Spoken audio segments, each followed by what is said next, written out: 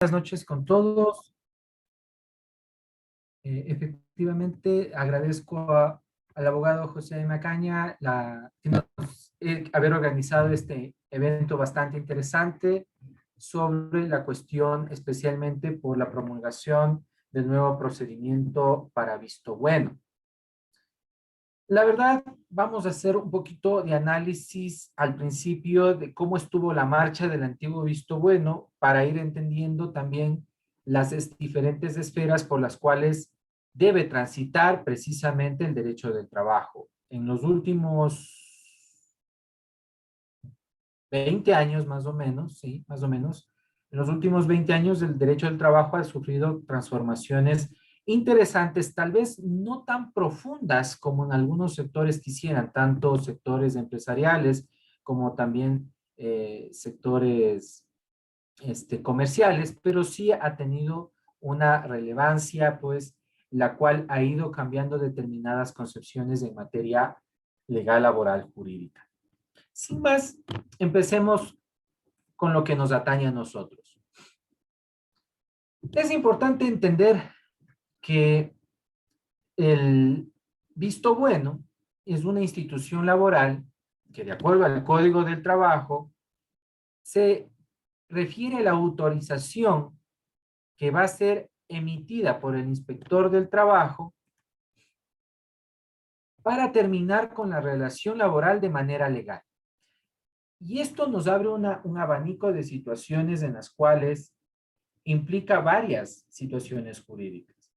Obviamente, la primera situación jurídica que vamos a poder establecer es que para que el inspector del trabajo pueda emitir esta resolución para terminar con la relación laboral, necesariamente tiene que hacerlo mientras exista relación de trabajo, ¿ya?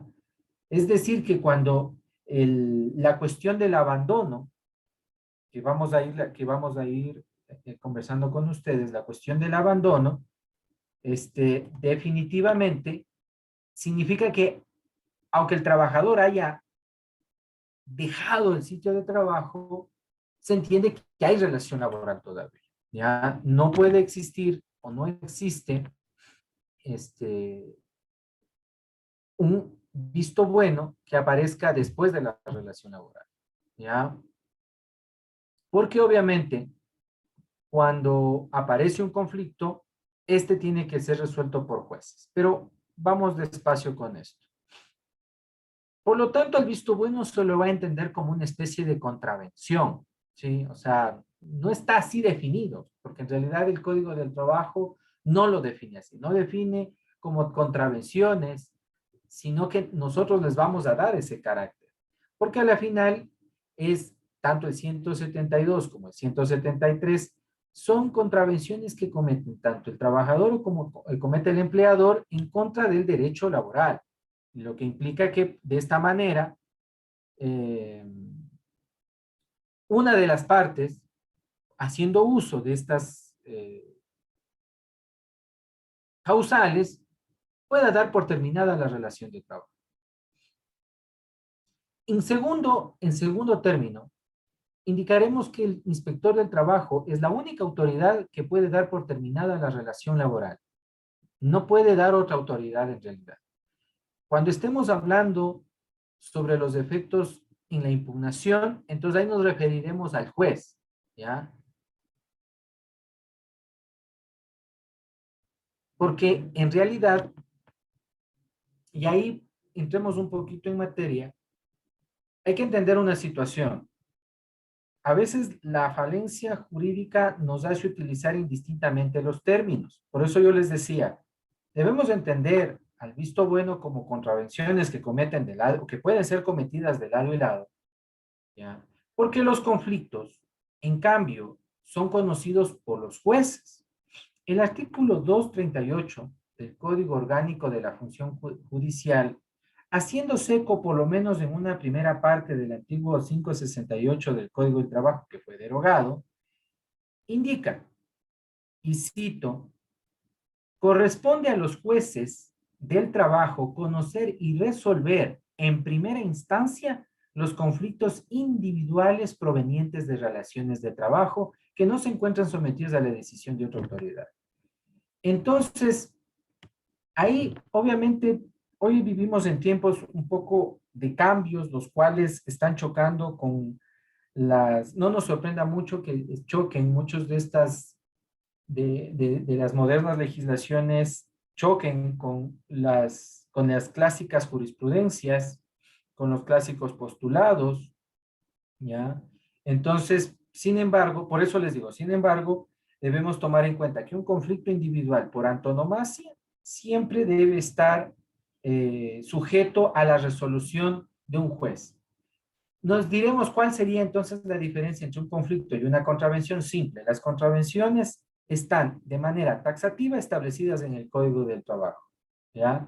En cambio, los conflictos individuales son demasiado diversos, desde derechos que son adquiridos, en el cumplimiento de los derechos adquiridos, hasta el cumplimiento de los derechos litigiosos. Y el largo abanico que puede existir en relación precisamente a poder llegar o alcanzar estos derechos, ¿sí? Continuando con la cuestión del visto bueno, diremos y aseveraremos que efectivamente el Código del Trabajo en el artículo 45, cuando también establece de manera taxativa, o sea, a veces eso se le cae un poco a la inspección del trabajo, ¿no? De que la norma está dada de manera taxativa para que los inspectores conozcan cuáles son sus funciones. Eh, y si uno analiza el artículo 545, del mismo se desprende que la inspectoría del trabajo, los inspectores del trabajo pueden conocer, llamémoslo, de las desavenencias de los trabajadores y empleadores siempre y cuando exista relación de trabajo. Cuando la relación de trabajo termina por cualquier causa, sean legales o ilegales, los derechos se convierten básicamente todos en controvertidos, ¿sí? Se convierten en controvertidos. O sea, inclusive los derechos adquiridos van a convertirse en, perdón, claro, los derechos adquiridos van a convertirse también en controvertidos. Y esto es porque todos los derechos de los trabajadores, del momento en que termina la relación de trabajo, se convierten en litigiosos.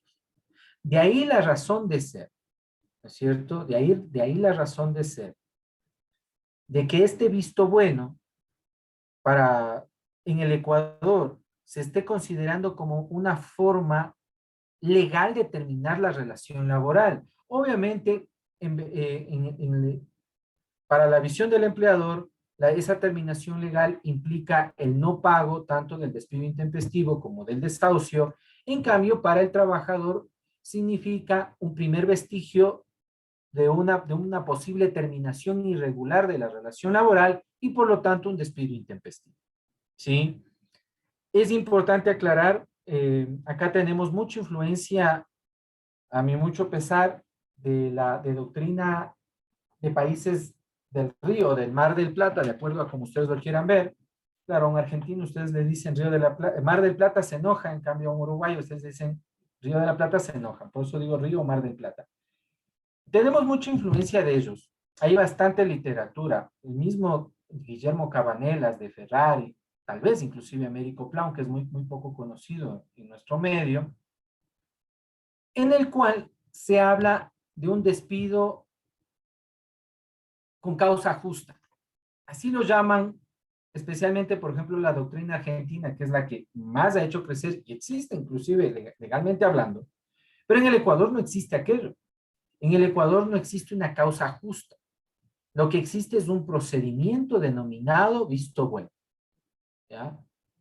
El visto bueno no es una causa justa. El visto bueno es una investigación, la cual realiza una autoridad administrativa para concluir si es que es legal o no terminar con la relación laboral. Digo esto porque, insisto, tal vez ustedes tengan muchas inquietudes y hayan leído en varios tratados, como les digo, insisto, especialmente para chilenos y argentinos, que existe esta denominación de terminación de la relación de causa justa. Y a veces nuestros clientes, cuando son empleadores, ¿no es cierto? A veces inclusive los trabajadores, ¿no es cierto? Piensan que pueda existir algún tipo de causa justa.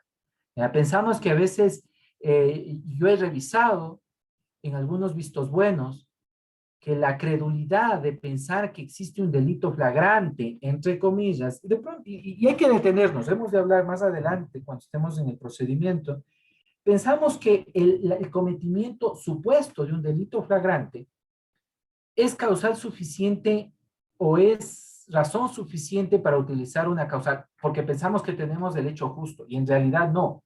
¿Sí? Tal vez podamos dialogar de un caso que tuve que fue bastante interesante, que fue contra una empresa pública.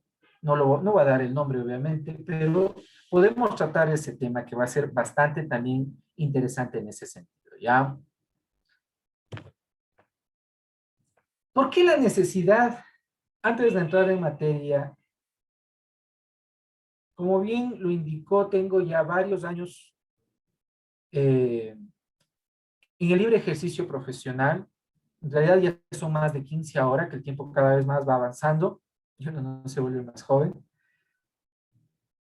Y la verdad es que, al menos desde que apareció, y eso es lo que vamos a hacer un poco crítica del anterior sistema, desde que apareció el Código General de Procesos, que de por sí cambió, eh, eh, eh, sea en negativo o positivo, las concepciones jurídicas en nuestro país, resultaba entonces ilegal de que no existiera un procedimiento especializado para el visto bueno. O sea, sí era necesario que exista un procedimiento para el visto bueno.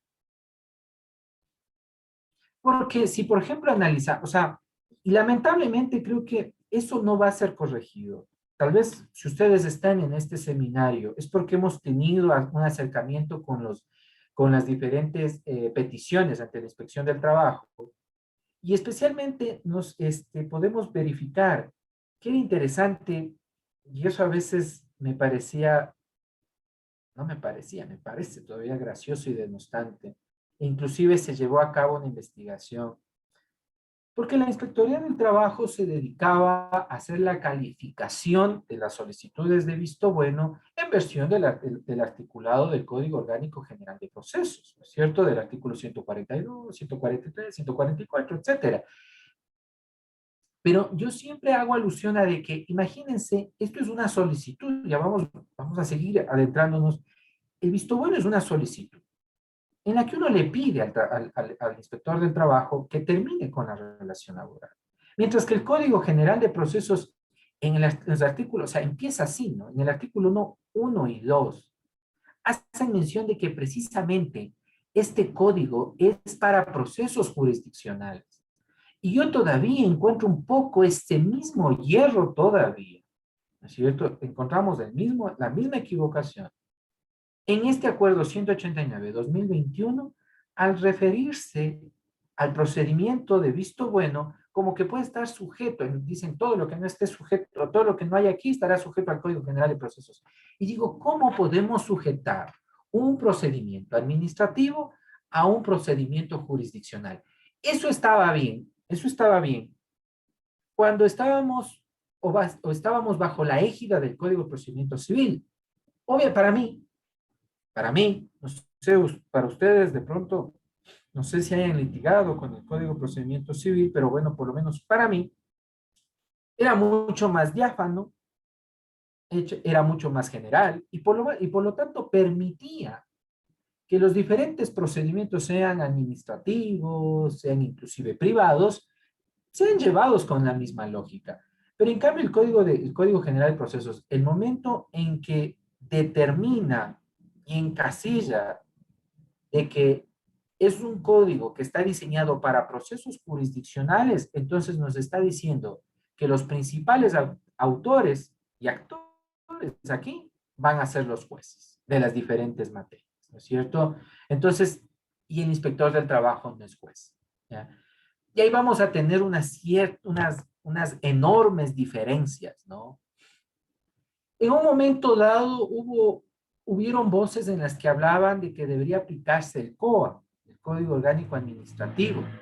Sin embargo, yo siempre tuve ahí mis reparos al insistir de que el visto bueno no es un procedimiento puramente administrativo, todo lo contrario, es un procedimiento en el que media la administración pública, en los desajustes, y llamémoslo así, en los desajustes que pueden aparecer en materia laboral, es decir, especialmente entre los privados, ¿no? Porque sabemos que efectivamente los públicos están sujetos al código. Hay un grupo de trabajadores que están sujetos al código del trabajo. Se ha dicho, y que así lo determina la misma Constitución, son aquellos que realizan trabajos eminentemente manuales. Si se me permite, solo un pequeño comentario alrededor de esto.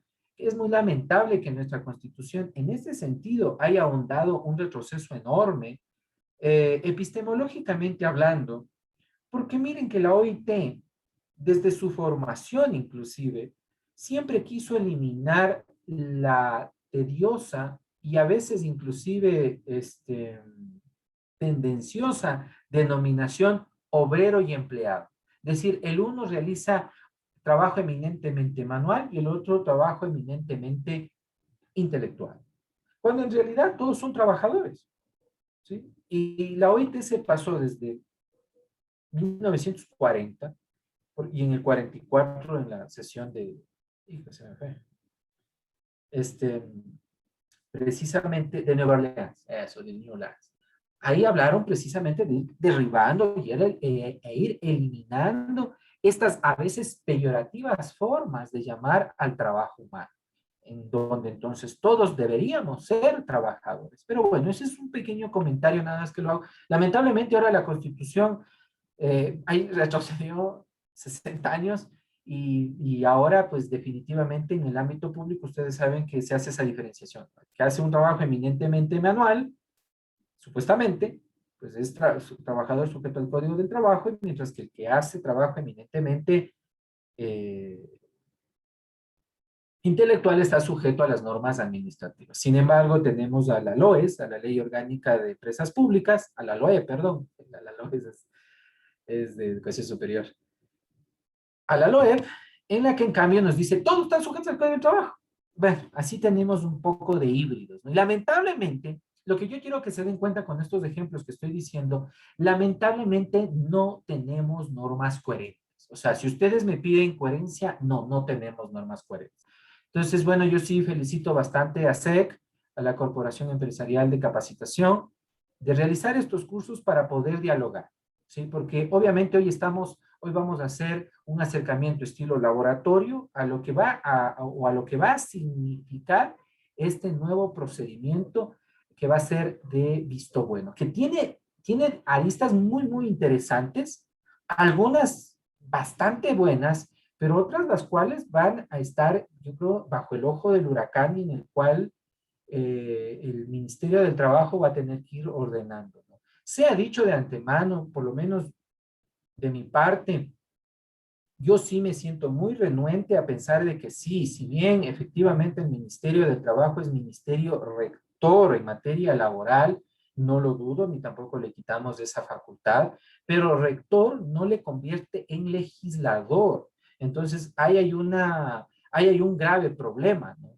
Hemos visto en los últimos, ¿qué serán? En los últimos 15 años, ¿sí? No menos, estoy exagerando. En los últimos 10 años, hemos visto cómo el ministerio está literal creando leyes.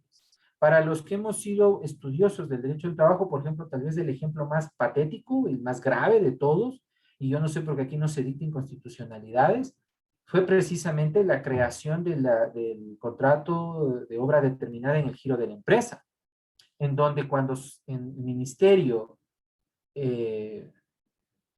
sé cómo llamarle, porque ellos ¿qué dicen? ¿Qué hicieron? Emitieron una resolución estilo reglamentario, le dividieron en dos, pues, obra cierta, y le pusieron así, o sea, cambiaron la ley, imagínense. Le pusieron obra cierta en el giro y de servicios técnicos para las áreas estratégicas. Yo digo, ¿y dónde dice eso en la ley? O sea, yo me quedé frío y digo, ¿y no hay nadie que pida la constitucionalidad? No, no hubo nadie. ¿Sí? En 2017 eso lo apuntaron o lo asimilaron también a la manufactura, cuando ellos mismos crearon diciendo que era obra cierta de construcciones. Pero bueno, insisto, o sea, yo espero y aspiro que y los mismos empleadores se quejaron, ojo, para el 2018, esto solo por una cuestión histórica, no, 2000, sí, 2018, hubieron empresarios que se quejaron diciendo y desde el 2014 mismo se están quejando la rama empresarial, indicando de que efectivamente el Ministerio del Trabajo emite resoluciones que muchas veces son muy antojadizas, ¿no? Y eso también sí es grave, pero lo hacen porque perdimos la brújula del principio de legalidad de nuestro país. Y yo siempre llamo a las nuevas generaciones, ¿no es cierto? Bueno, yo no soy tan viejo, pero siempre los más jóvenes tienen más fuerza y eso no lo dudo.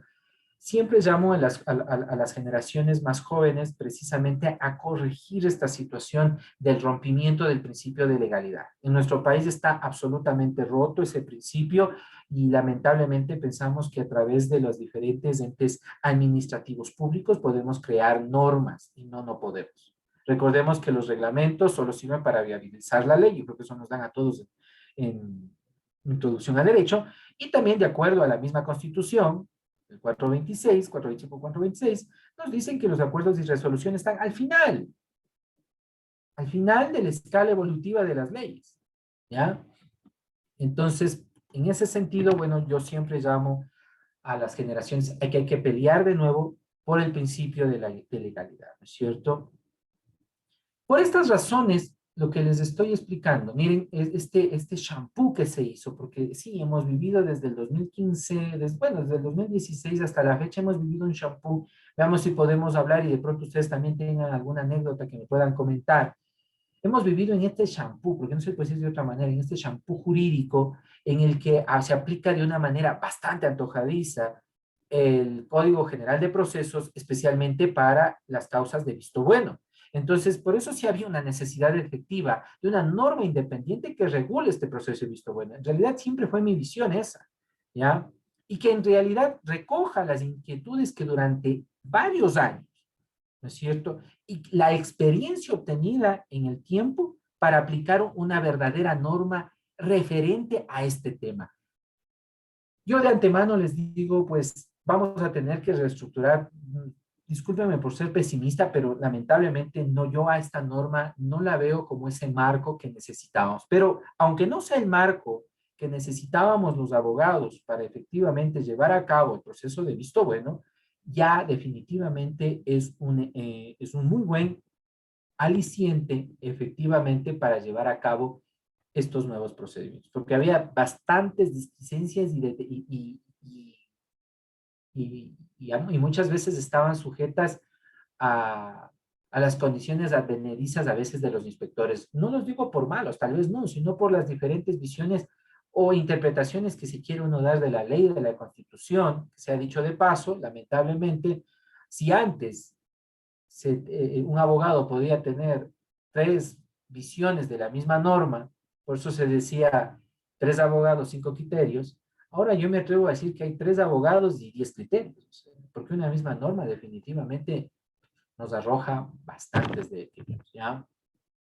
Comencemos un poco el análisis de entonces así del visto bueno, indicando de que efectivamente es una autorización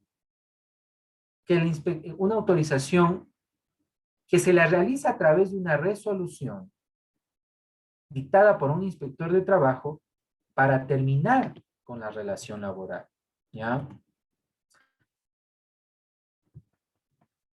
No creo que haya mucha duda de esto, pero voy a hacer hincapié en una cosa, ¿no? En el Ecuador está vigente la teoría de la relación laboral, ¿ya? Tal vez para muchos, espero que no sea para muchos nueva esta teoría, pero en el Ecuador está vigente la teoría de la relación laboral. ¿Qué significa eso? Que el contrato de trabajo es solo un punto de partida de una serie de relaciones laborales que le van dando forma y van cambiando. La relación de trabajo está sujeta a un marco jurídico, el cual no está limitado por el contractualismo civilista laboral. Para los que de pronto tal vez hayan tenido acercamiento a las obras de Julio César Trujillo, que En realidad es el insigne tratadista de Derecho Laboral, pero de la Cato, a quien yo saludo muy afectuosamente a todas las universidades. La de la San Francisco no sé cuál sea el libro marco, algún rato debo averiguar. Pero en la Católica sé que es el doctor Julio César Trujillo, a quien yo le tengo un profundo respeto y cariño, ¿no? Sin embargo, yo debo decir lo siguiente. Para la década del 80, cuando él sacó su libro Derecho Laboral, ¿no es cierto?, 1986, él tenía una concepción, él tenía una concepción de lo que era la contratación del laboral. Y él le subsumía a la relación de trabajo al contrato de trabajo. Pasaron el tiempo y como efectivamente no está sujeto al contrato de trabajo, y ya vamos a ver por qué va a haber una dificultad con esto. La ley no prevé, o sea, yo digo, los que diseñaron este acuerdo ministerial no se dieron cuenta de que en el Ecuador existe una relación laboral, ¿sí? Está vigente la relación laboral, lo que implica que no necesitamos un contrato de trabajo. ¿Sí? Existe el contrato verbal, pero más allá del contrato verbal, que es algo bien interesante, que tal vez muchos de ustedes la, hayan tenido la oportunidad de defender, es la teoría de la relación laboral, en la cual se defiende precisamente lo que el Código del Trabajo denomina en el artículo 12 como contrato tácito. Es decir, que dos personas sin saber que están contratando de manera laboral, es un contrato de trabajo, ¿no es cierto? ¿Y cómo vamos a reconocer, esta situación? Cuando podemos identificar la dependencia económica y jurídica, la cual debe ser de tracto sucesivo. Entonces, si identificamos esos dos elementos con la característica principal de la relación de trabajo, entonces estamos bajo la égida de la misma. ¿Qué es lo que quiero decir con esto? Que definitivamente, entonces el visto bueno también nos sirve para terminar con esa relación laboral. ¿Ya? El hecho de que no existe un contrato de trabajo no significa que no podamos terminar la relación laboral a través del visto bueno.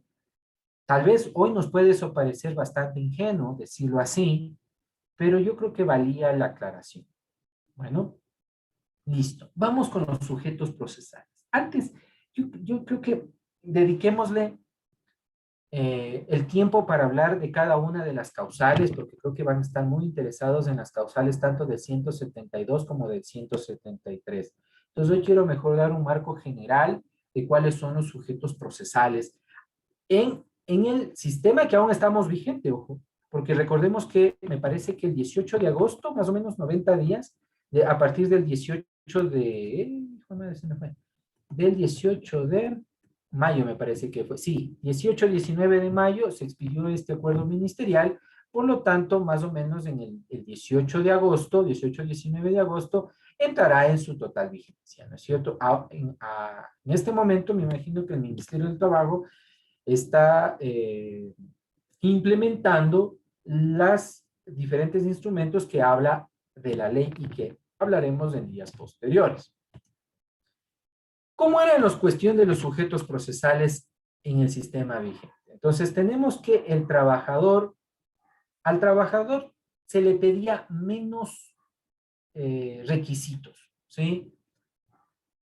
En este punto, miren, creo que muchas personas no sabemos por qué yo he mandado a preguntar, inclusive hemos hecho una especie como de encuesta, ¿no? Y me imagino que cuando ustedes reciban mi diapositiva más tarde o el día de mañana, van a encontrar de que en realidad el visto bueno, y miren que todavía no hay una norma que lo establezca de esa forma, el visto bueno se califica no por herencia del Código de Procedimiento Civil, no por herencia del Código General de Procesos, sino que en pleno triunviro militar, década del 60 del siglo XX, se expidió un decreto supremo, el decreto supremo 1212 o 1212. Yo prefiero decirle 1212. Bueno, tengo más afinidad a llamarles así a los cuando son de 4 dígitos. Y que se expidió otra vez, y lo pueden ubicar, ¿eh? Ojo, A través del registro civil, del registro oficial, perdón, de 10 de octubre de 1966, miren que los militares encuentran de que sería importante de que para que el empleador pueda solicitar un visto bueno en contra de uno de sus trabajadores, él se halle al día en sus obligaciones patronales con el IES. ¿Qué tal? Vean. Entonces, no es que hay una obligación. O sea, yo siempre pido que a veces debemos centrarnos en decir, miren, esto es una solicitud, no ha sido cambiada, no ha sido reformada el Código del Trabajo, ¿no? Lamentablemente, vean, en el 2015 tuvieron la oportunidad de hacer y reformar algunas situaciones, ¿no?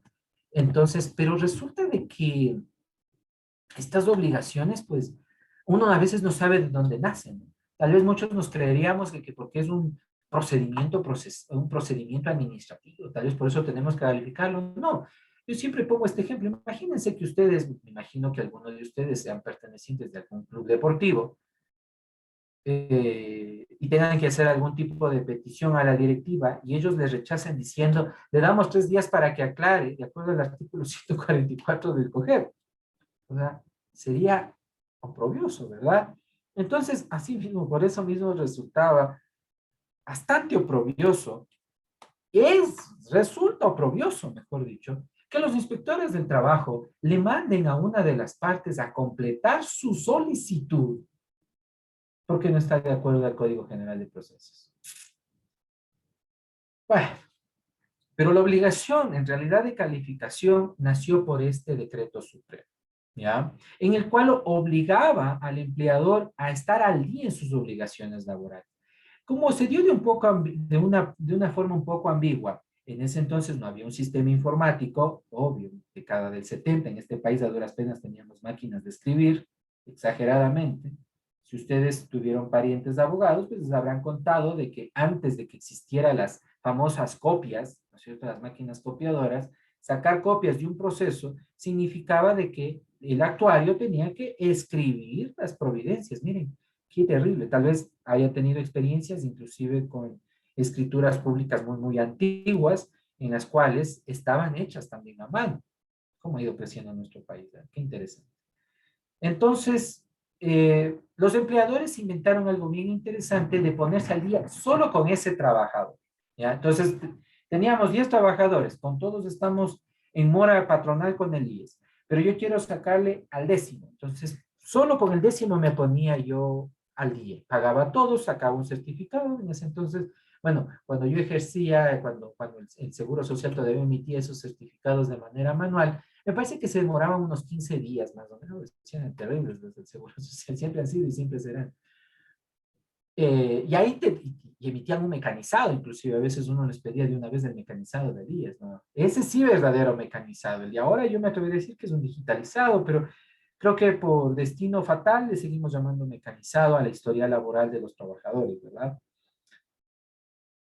Entonces, miren, van cambiando los tiempos y ahora efectivamente los empleadores, como hay un sistema único informático para otorgarles ese certificado, obviamente vía electrónica, tienen que estar al día con todos sus trabajadores, ¿no? Sigue ahora, no me parece mal la reforma, no me parece mal, no la reforma, me parece bastante bien las decisiones que tomó el Seguro Social, porque esto es obviamente, miren, del Seguro Social. Ahora, lo que nos damos cuenta es que no hay una ley. No sé si, no sé si puede haberse palpado esa situación, ¿no es cierto? O sea, este decreto supremo en realidad, cuando en la década del 80, cuando supuestamente regresamos a la democracia, que tampoco nos ha traído nada bueno, este, aunque nos parezca gracioso, pero ya estos decretos supremos de alguna manera ya quedaban inválidos porque fueron dados en tiempos de facto, llamémoslo así. Pero nuestro país es bastante sui generis y dejamos pues las normas dictatoriales dejamos ahí, independientemente que sean buenas o malas. Yo no estoy diciendo que sea bueno o malo, simplemente que jurídicamente hablando ya no deberían haber estado dentro del aparato legal constitucional, porque fueron dadas con rompimiento precisamente de una constitución, pero bueno. Ahora dictamos una nueva norma, la cual tampoco saben por qué hay que calificar a la solicitud de visto. ¿Ya? O sea, pero bueno, esto yo lo dejo siempre flotando porque es importante saber por qué se debe calificar al visto bueno. Entonces ahí entendemos por qué al trabajador se le pedía básicamente solo copia de su cédula de identidad y evidentemente la copia de la credencial de su abogado para saber que sí está representado por un profesional del derecho. Solo a manera histórica, y esos son los traspiés que han tenido a veces el ministerio, por allá por el año 2003 me parece. Sí, 2003. Yo todavía era tal vez estudiante universitario.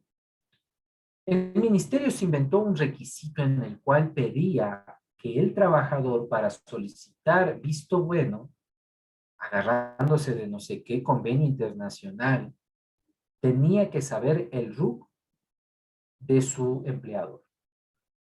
Entonces, bueno, obviamente todos los que eran abogados laboralistas en ese momento histórico, pues pegaron su grito en el cielo, como se dice coloquialmente, y evidentemente no duró mucho eso, ¿no? Porque claro, era una severidad, permítame la palabra, tontería. O sea, ¿cómo vas a ver? Ahora, más que nunca, ustedes saben, de acuerdo al artículo 33 del Código General de Procesos, se ha elevado ya a nivel legal, y eso no me parece mal, la cuestión de la solidaridad pasiva, que está establecida en el Código del Trabajo, en el artículo 36 y 41 del mismo, ¿no es cierto? Que habla de la solidaridad que tienen los empleadores entre sí y la facultad que tiene el trabajador de poder demandarles a ellos. ¿Ya? Entonces, si el trabajador tiene la facultad casi de demandar un poco más al que él decida o crea que puede ser su empleador, entonces era obvio que no necesitaba saber cuál era su rubro. Pero hubo un tiempo, miren, y hubo un tiempo en donde efectivamente a uno le rechazaban la solicitud de visto bueno diciendo que no estaba aquello. Fue increíble, pero no duró mucho. No duró mucho. Al empleador sí. Al empleador lamentablemente sí se le ha creado. Digo lamentablemente porque, insisto, nada de esto está en ninguna norma. O sea, ese es un problema. Por eso digo lamentable. Porque a veces nos desayunamos, como yo sé decir, a veces amanecemos con una norma, almorzamos otra y en la noche resulta que están decidiendo otra. Pero de manera general, los vistos buenos, en el caso de los empleadores, se pedía una copia de la cédula del empleador, su RUC, el nombramiento de gerente general. ¿Por qué era importante y por qué sigue siendo importante? Miren, a ver, quiero que entendamos una cosa antes de continuar. El derecho del trabajo, yo siempre hago una especie de alegoría, ¿no? Eh, los romanos ejemplificaban al derecho como una dama con una espada, ¿verdad? Porque el derecho corta cuando va y corta cuando regresa.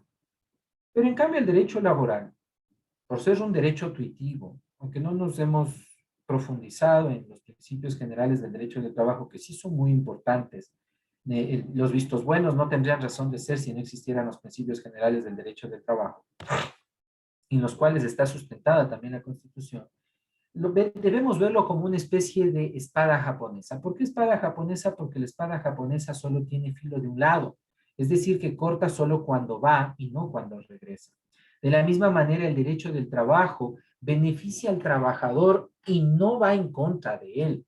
Toda norma, por eso es inconstitucional la ley de apoyo humanitario. Toda norma, ¿no es cierto?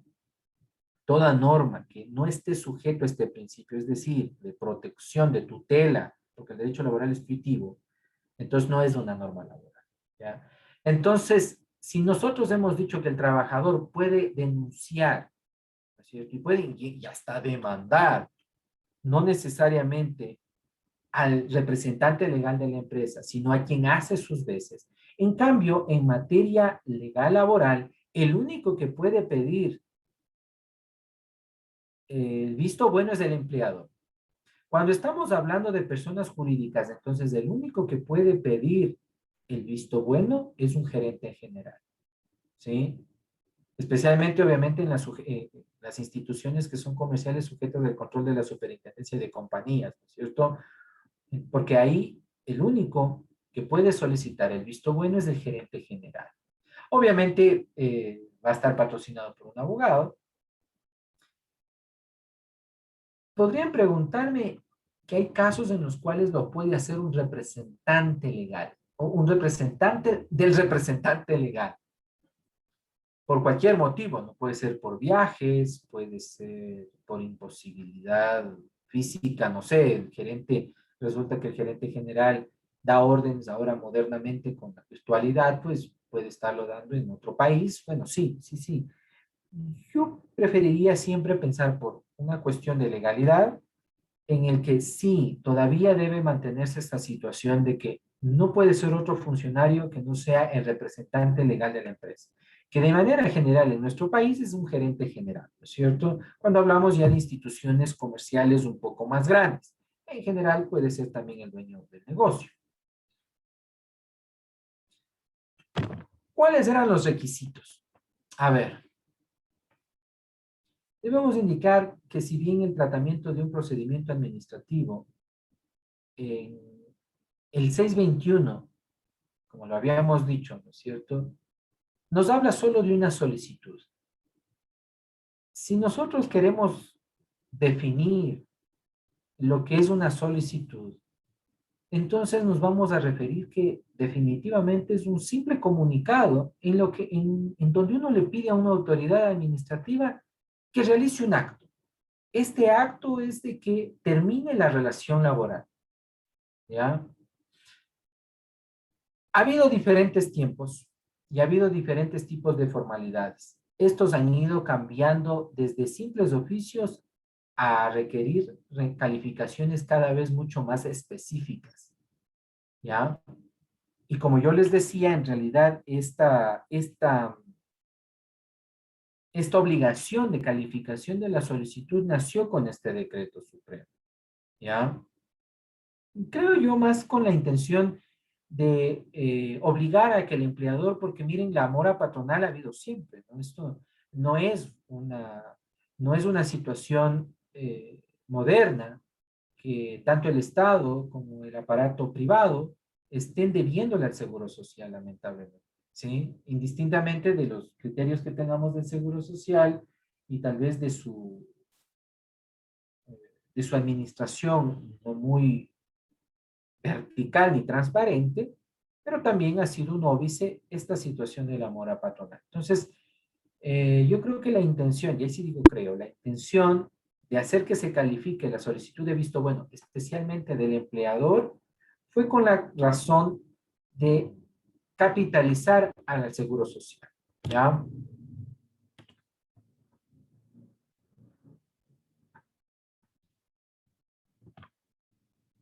Insisto que los requisitos han ido cambiando. Inclusive, mi consejo legal siempre fue el hecho de tener que acudir al sitio, o sea, a la inspección del trabajo, donde quiera que nos encontremos, ¿no es cierto? O sea, si estamos, no sé, en Machala, si estamos en Guayaquil, si estamos en Quito, si estamos en Zamora, si estamos en Orellana, bueno, estemos donde estemos. Resulta que unos requisitos tenían, y eso esperemos, miren, yo sí soy positivo en ese sentido, esperemos que eso ahora se vaya corrigiendo, no sé si a ustedes les haya sucedido, a mí sí me sucedió varias veces en las cuales tenemos unos requisitos, están subidos al portal web del Ministerio del Trabajo, uno se acerca a información y le dan otro papelito donde parece que están nuevos requisitos. Y como yo solía decir, o suelo decir todavía a mis estudiantes, para ser todavía más acuicioso en el tratamiento de nuestro visto bueno, que pareciera que es más difícil que hacer una demanda laboral. No sé si les tienen ustedes esa percepción. Yo llegué en un momento dado a pensar que un visto bueno se convirtió en algo, en un óbice más difícil que hacer una demanda. Porque uno va, y mi criterio es inclusive preguntar al inspector del trabajo, señor inspector, ¿están completos ya? Son todos estos los requisitos que son requisitos formales, ¿no? Son requisitos, en realidad son formales. Yo estoy enumerando los que son los generales, pero vean, por ejemplo, recordemos que ahora la inspección de manera ilegal, copiando inclusive a la jurisdiccionalidad, que también de manera ilegal, no sé si al principio, ahora creo que ya no hacen eso ya. Bueno, no todos los jueces. Eso de pedir que por favor manden el croquis. O sea, el croquis es como, y en algunas circunscripciones, no sé si ustedes hayan tenido noticias, en algunas circunscripciones están obligando a que uno ponga el código postal. Por eso inclusive, bueno, esto es solo un poquito alterno a lo que estamos hablando ahora, que también nos va a servir, ojo, que también nos va a servir en determinadas situaciones, en este procedimiento de visto bueno.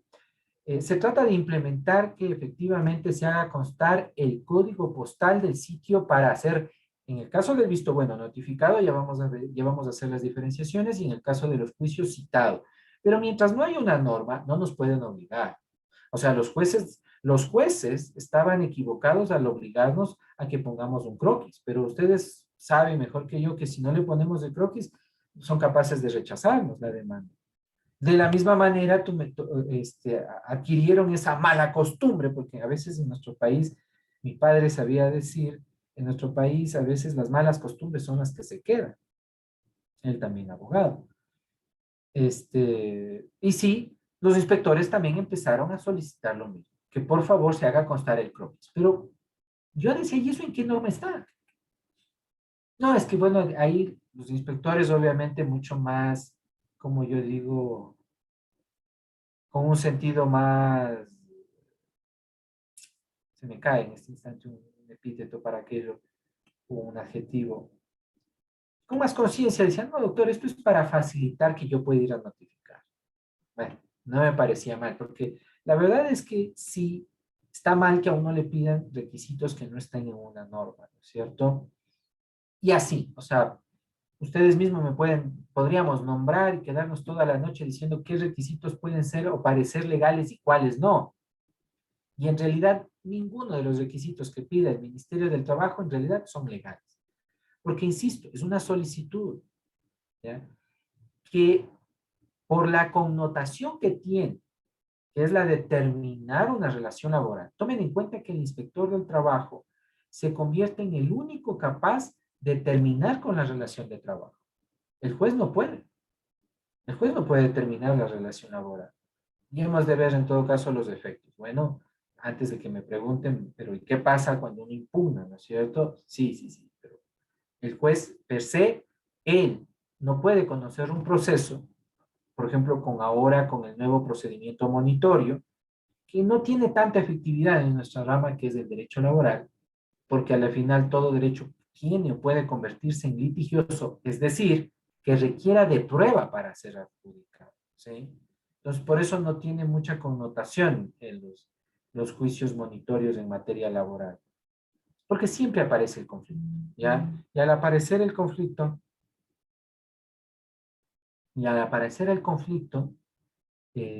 definitivamente están sujetos a prueba, ¿sí? Y a una prueba legal y debidamente actuada.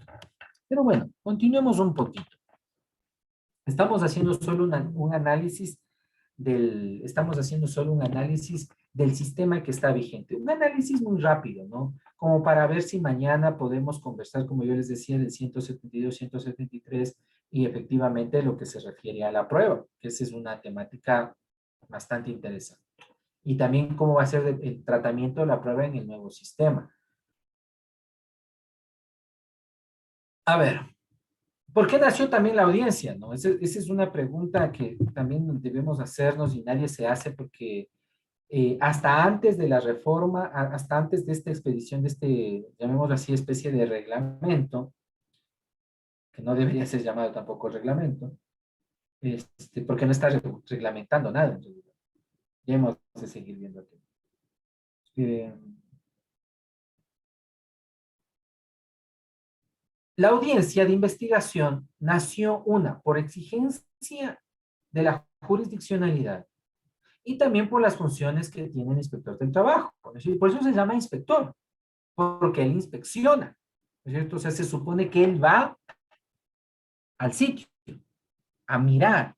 Por eso se llama inspector, porque él mira, inspecciona, observa, aprehende, con doble E, ¿ya? Del sitio, ¿ya? Entonces, por esta razón, es que se realiza esta audiencia de investigación, ¿ya? Pese a que no está puesto en ninguna parte del Código Laboral, y sigue estando, ¿no? O sea, Pese a que se ha creado esta normatividad, este acuerdo ministerial, no está dentro tampoco del Código del Trabajo, ¿ya? Entonces, en el sistema vigente, se permitía la doble contestación. ¿Por qué yo digo doble contestación? Porque la parte denunciada podía contestar tanto el momento en que era notificado con el visto bueno, era notificado con el visto bueno, y el momento de la audiencia, ¿no es cierto? Porque ahí no es que hubo un vacío legal, en realidad nunca hubo una verdadera legislación que diga que tiene que hacerse alguna situación de manera taxativa, no. Entonces siempre hubo esa posibilidad. Yo por lo menos mi consejo legal en el sistema vigente siempre era dar la oportunidad mejor, porque era muy corto el tiempo, ¿no? Nos daban solo 2 días para señalar casillero. Entonces era un tiempo a veces muy corto para poder establecer una estrategia. Entonces para mí lo más lógico era mejor esperar a la audiencia para contestar. Y es más, ustedes saben que los inspectores del trabajo, cuando se realizaba esta audiencia, eh, ¿cómo se llama esto? Empezaban con la contestación de la otra parte, pese que aunque ya esté contestado, ¿no es cierto? Se iniciaba con la contestación del accionario. Muchas veces uno mejor para ahorrar, uno se ratificaba en los fundamentos y son palabras sacramentales, ¿no? Para nosotros los abogados decir, me ratifico en los fundamentos de hecho y derecho de mi contestación, ¿sí?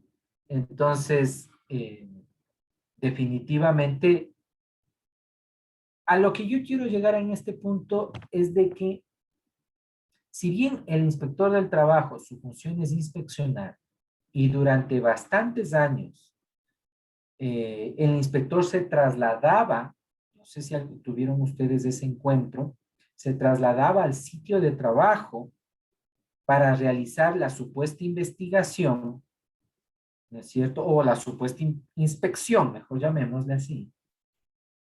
A partir del año 2011, me parece, si mi memoria no me falla, más o menos, 2011, 2012, de pronto ustedes tienen ahí mejor la fecha.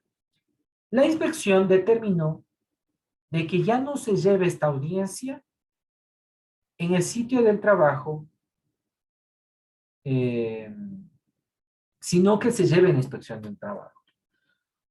Hubieron muchos, los abogados especialmente más antiguos, existieron quejas de esta situación porque se consideraba que se desnaturalizaba esa audiencia de investigación. Y en realidad, y es algo que, bueno, se está manteniendo en el nuevo procedimiento y que no me parece mal, el hecho de que la verdad es que se le dota, y miren que el que ganó con esto, de llevar a esta audiencia de investigación, llevar al ministerio o a las inmediaciones de la institución pública del Ministerio de Trabajo, es el trabajador. Porque quienes hemos estado defendiendo a los trabajadores y también de pronto tal vez empleadores, resultaba que el trabajador siempre estaba en calidad de visitante. No importaba si estaba en calidad de denunciado o en calidad de accionante de la denuncia, pero él siempre estaba en calidad de visitante. Porque si él era el que promovía el visto bueno, ¿no es cierto? Si él era el que promovía el visto bueno, resultaba que se ingresaba al sitio de trabajo que era de su empleador, en una oficina que era de su empleador, con los testigos que eran de su empleador, con las pruebas, papeles y trabajadores de su empleador. ¿Sí me hago entender? Entonces, resultaba que aunque tú denunciaras, calidad de trabajador, denunciaras y tuvieras una causal del 173, el trabajador siempre estaba en calidad de visita. Cuando las audiencias se empezaron a realizar en el Ministerio del Trabajo, mi primera impresión, y soy sincero, fue la de un equilibrio, ¿sí? Porque uno ya no entraba constreñido, no sé, vean, aunque no nos parezca, sí son los factores psicológicos, son muy importantes, especialmente para nuestros clientes, ¿ya? Porque a la final muchos de los vistos buenos, y eso vean, vamos a hablar en la prueba justo, muchos de los vistos buenos se refieren a las versiones que rinden justamente, sea los testigos o las mismas partes, llamémosles procesales, pero no son partes procesales, estoy usando mal yo el término, ¿ya? Entonces, si era una carga psicológica para el trabajador, ¿ya? Si es una carga psicológica el estar en su sitio antiguo de trabajo, especialmente cuando son suspendidos, ¿no? O sea, imagínense, entran, van con ese INRI de sentirse como que han hecho algo malo, como que ellos son los malos, ¿ya?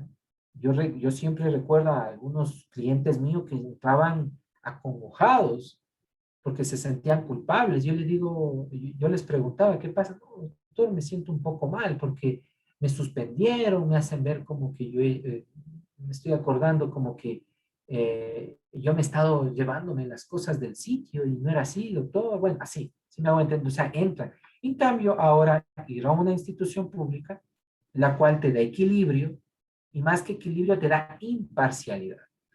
También era algo muy bueno, mire, hasta por cuestión de debido proceso, era algo bastante bueno, porque no existía esto de la prueba sorpresa. En cambio, cuando tú ibas al sitio de trabajo, el empleador siempre te iba a salir con alguna situación. ¿Sí me hago entender? Siempre salía con una situación en la cual podía sorprenderle al abogado del trabajador, porque obvio, uno en calidad del trabajador no tenía acceso a toda la documentación que estaba ahí. ¿Ya? Y el empleador, con tal de decir no existe, uno ya no tiene acceso a esa documentación. ¿Ya? Otra confusión que hubo bastante. ¿Ya? Una confusión que hubo bastante también fue el tratamiento de la prueba. Y miren que en un mismo momento histórico teníamos dos formas de ver la prueba. Y esto obviamente era porque estábamos o sujetos a la vieja usanza, ¿no es cierto? El Código de Procedimientos, bueno, y no tanto ni siquiera del Código de Procedimientos Civil, sino de una larga costumbre de llevar los procesos de visto bueno, y la otra, en cambio, sujeta al nuevo Código General de Procesos. Entonces teníamos los inspectores que decían no, que por principio de contradicción tenía que haberse anunciado, pero yo siempre abogaba en el sentido de decir, no, miren, o sea, este no es un proceso jurisdiccional, ya con tal de que la otra parte sepa que por prueba voy yo a actuar, es evidente que tenemos una concentración de pruebas, pero había esas dificultades. Desde ahí, por ejemplo, empecé a preguntar a los inspectores y miren que teníamos varios criterios y eso es algo complicado. Por eso digo, este reglamento era muy necesario, porque tal vez, bueno, claro, la mayoría tal vez uno tiene ya la costumbre ahora por el mismo Código General de Procesos de anunciar todas las pruebas, ¿cierto? Ahora se tiene ya esa costumbre. Pero para el 2015, 2016, 2017, no había todavía eso, ¿sí? Y al menos, insisto, y para muchos de ustedes tal vez se toparon con eso, no se debe o no se puede o es ilegal aplicar el Código General de Procesos en un procedimiento administrativo porque no es jurisdiccional, ¿ya? Entonces, todas esas cosas pueden chocarnos definitivamente. Y obviamente en esos choques es donde van a salir lo que a la final va a entenderse como la generalidad. Pero precisamente en esos choques, por ejemplo, teníamos inspectores que consideraban que no había ningún problema de anunciar las pruebas en la audiencia. ¿Sí? Porque uno en la audiencia, por ejemplo, uno anunciaba y decía, por favor, requiero que se recepte la versión. ¿Ya? En cambio, me topaba con otros inspectores en los cuales decían, no, doctor, usted tenía esto que haber anunciado con por lo menos 2 días. Cuando 2 días le dan a uno solo para contestar. Entonces, bueno, todas esas cosas me parecían graciosas. Por ejemplo, entonces ahí teníamos que hacer un trato diferenciado de las pruebas, ¿no es cierto? Un trato diferenciado. A veces podían aparecer como el Código General de Procesos mismo prevé pruebas sorpresas, o perdón, no pruebas sorpresas, pruebas a las cuales no se tenía acceso, o pruebas que recién se llegue a tener acceso. Especialmente en el caso del trabajador, ojo, porque él obviamente es el que no tiene o no consta con el archivo que tiene el empleador. La parte empleadora tiene todos los documentos. Él está en una mejor posición para aprobar, más que el trabajador. por evidente razón, inclusive porque tiene obligación de llevar todo tipo de registros de acuerdo al artículo, de acuerdo al Código del Trabajo, ¿no es cierto? Las obligaciones que tiene el empleador en el artículo 42 y todos sus numerales, ¿no es cierto? ¿Para qué los vamos a resumir? Miren que entonces estábamos sujetos de una manera indiscriminada a las concepciones de cada uno de los inspectores del trabajo. Entonces había unos inspectores que tenían una forma, una visión un poco más antigua, ¿no es cierto? Que habían tal vez tenido un acercamiento con el antiguo procedimiento que se realizaba con el procesal civil y lo llevaban a cabo sin ningún inconveniente. En cambio, otros estaban más imbuidos en el Código General de Procesos y solicitaban que las pruebas por lo menos sean anunciadas. Hubo inspectores que inclusive decían que tenían que ser anunciadas las pruebas en el nivel de la solicitud y que las que no fueran anunciadas ahí ya no se podían practicar. Pero yo insistía, ¿en qué parte, en qué norma dice eso? Está en el Código General de Procesos. Pero digo, esto es jurisdiccional. No es esto es una solicitud. Pero miren que hubieron estos desfases, tal vez ustedes puede que hayan tenido precisamente, bueno, ahí toca pelear, ¿no? Pero ya vamos a ver los efectos de las resoluciones de visto bueno, que es lo que de pronto es lo que nos va a interesar un poquito más. También hubo confusión cuando se admitían, yo llamo siempre versiones, yo sé que les va a sonar un poco a materia penal, ¿no? Recordemos que el lenguaje penal, hay parte del lenguaje penal que es general del derecho, ¿no? O sea, cuando hablamos de tipificación es que existe una norma positiva, no necesariamente es porque decimos, pues, tipificación solo nos referimos a delitos. Pero bueno, entonces, de la misma manera, surgieron también inconvenientes, que es lo que yo espero, y eso no está, se vaya corrigiendo. Por ejemplo, en la cuestión, cuando estuvo vigente, no sé si ustedes conocieron las confesiones judiciales, que no es lo mismo que una declaración de parte, ojo, tienen, o sea, la connotación es la misma, ¿no? Es decir, que la parte tenga la capacidad de expresarse, hacerle preguntas y a través de esas preguntas obtener una verdad procesal. ¿No es cierto? En ambas tenemos la misma calidad o la misma capacidad de obtener aquello. Pero obviamente la confesión judicial es una declaración contra mí, ¿no es cierto? Y la cual acarreaba inclusive ciertas situaciones penales. Bueno, tenía unas connotaciones diferentes, ¿no es cierto? Como lo dijo mi estimado José Macaña, pueden ir haciendo sus preguntas en el chat. Permítanme, ¿cómo hago esto del chat? Solo para... Eso, aquí está, ya. Eso. Si tienen preguntas, pueden irlas haciendo para irlas contestando al final, ya con más o menos unos 30 minutos antes de terminar, si es que ustedes tienen preguntas. Aunque hoy estamos un poco, ¿cómo decir? Poniendo en palestra lo que es el visto bueno, o lo que será el visto bueno, ¿no? Porque obviamente el proceso que estamos ahora, pues ya dejará de estar vigente, ya dejará evidentemente de estar vigente. Bueno, pero yo espero que, por ejemplo, estas situaciones se corrijan y que a mí sí me tocó corregir a algunos inspectores del trabajo, en el sentido de que cuando tanto las partes intervinientes, es decir, el denunciante y el denunciado y sus testigos, que van a rendir una versión, no pueden ser interrogados por otra parte, por principio constitucional. ¿Por qué? Porque no están bajo juramento. Ahora, yo sé que los que somos bien penalistas vamos a decir, pero doctor, ¿existe ahora esto de mentirle ante autoridad? Sí, pero en todo caso eso no sería, eso no es perjurio. ¿Ya? Y a mí no me gusta mezclar en todo caso, ¿sí? No me gusta mezclar laboral con penal. Ya vamos a ver por qué. ¿Ya? A mí no me gusta mezclar laboral con penal. Pero yo insisto, ¿no? Y muchos inspectores permitían que a las partes, porque es común, ¿es cierto? O es bastante común que uno pida que la parte rinda su versión, ¿sí? No una declaración de parte, porque insisto, ¿no? El inspector, por la calidad que tiene, no puede tomar juramento de las partes. Entonces, por esa razón, si como no están juramentados, no se les puede hacer repreguntas. Yo me atrevo a decir inclusive, mire, que en estricto sentido, ni siquiera el abogado defensor le puede hacer preguntas. Sino, está bien como lo llevaban a cabo varios inspectores, en los cuales se sentaba digamos, el denunciante o denunciado, y el inspector le decía, cuénteme.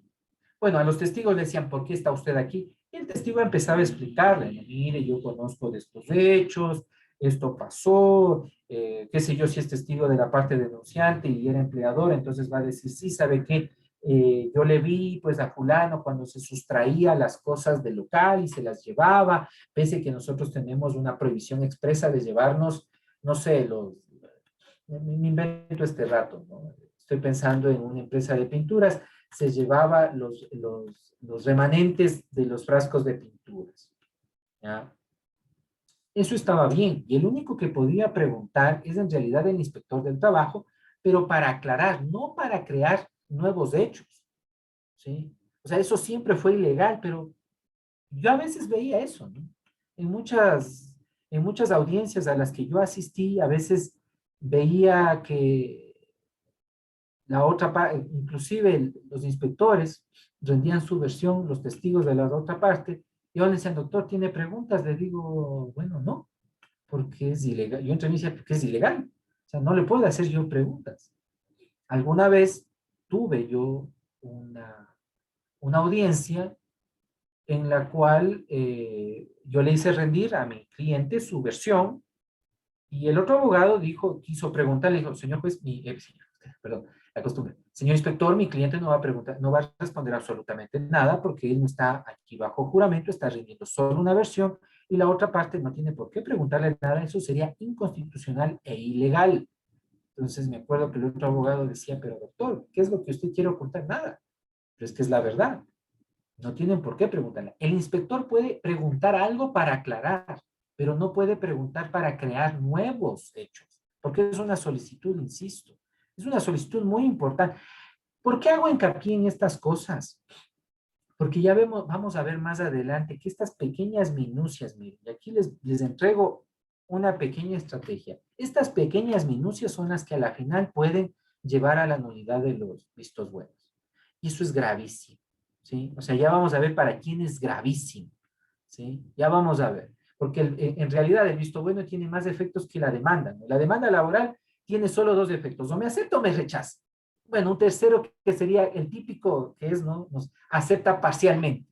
Y a la final terminamos todos apelando, ¿no? Tanto el actor como el demandado termina apelando, pero miren, hay solo básicamente dos efectos, ¿no es cierto? O sea, o me rechaza o me acepta, no hay más. Pero en cambio, el visto bueno tiene muchas más aristas. Y como yo insisto, para mí, por lo menos para mí, es la única forma legal de terminación de la relación laboral que tiene el empleador para efectivamente terminar con esa relación de trabajo, ¿ya? Entonces, como yo les decía, o como les indicaba, los testigos también habían este inconveniente, ¿no? A veces los abogados empezaban a preguntarles a la vieja usanza del Código de Procedimiento Civil, el clásico ya, diga cómo es verdad, sabe y le consta. Me acuerdo porque yo litigué mucho tiempo así, ¿no? Ahora ya se pregunta de otra manera. En este punto quiero insistir de que en materia legal ecuatoriana solo se puede preguntar hechos y no razones. Ustedes no le pueden preguntar a una persona por qué razón estaba en el sitio de trabajo, por qué razón usted estaba viéndole al trabajador, por decirles, ¿no? O sea, no, eso es una razón, razones no se pueden preguntar, se preguntan hechos. Y lamentablemente, y muy lamentablemente, por eso muchos de estos procedimientos de visto bueno terminaban siendo descartados en los juicios, era por estas situaciones, ¿sí? Porque a veces uno se acostumbra a ciertas situaciones, y como yo digo, ciertas manías, en las cuales los abogados empezamos a veces a preguntarle así a nuestros testigos, ¿verdad? Diga cómo es verdad, sabe y le consta. No, es que eso está mal. Él va y rinde una versión. Y los inspectores mejor siempre iniciaban, dígame usted qué conoce. Entonces ahí el trabajador empezaba a hablar. El hierro que yo encontraba en el interrogatorio que hacía el inspector del trabajo era porque le empezaba a tratar de obtener nuevos datos o datos que no le daba el testigo. ¿Ya? Eso estaba mal. Eso era inconstitucional. Porque, insisto, no están bajo juramento. ¿Ya? Porque en ambos casos, es decir, tanto el de la parte interesada, sea denunciante o denunciado, como la de los testigos, solo daban una versión. Es decir, lo que habían visto, lo que habían escuchado o lo que habían logrado presenciar. ¿Ya? Entonces, no se puede, de eso solo se puede pedir una aclaración. De pronto algo al inspector no le quedaba claro, le decía, discúlpeme, explíqueme bien esta situación. ¿Dónde estaba usted? Ah, entonces, sí, disculpe, ¿sabe qué? Lo que pasa es que yo estaba atrás del trabajador cuando él estaba, no sé, golpeándole a otro trabajador. Estoy pensando en ¿cómo se llama? Faltas de probidad, ¿ya?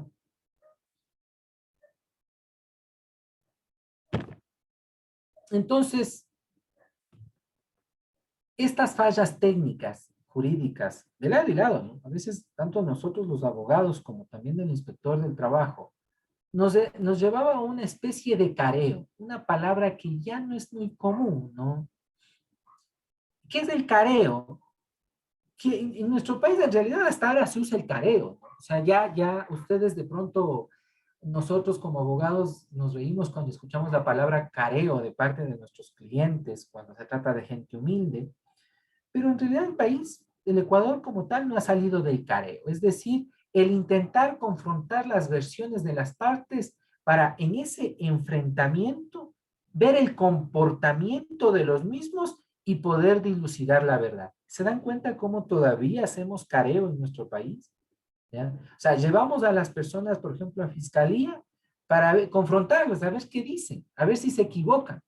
¿Ya? Porque en materia penal a veces lo que uno está esperando es solo que se equivoque. Si se equivoca, entonces hay que le caiga todo el peso de la ley, ¿verdad?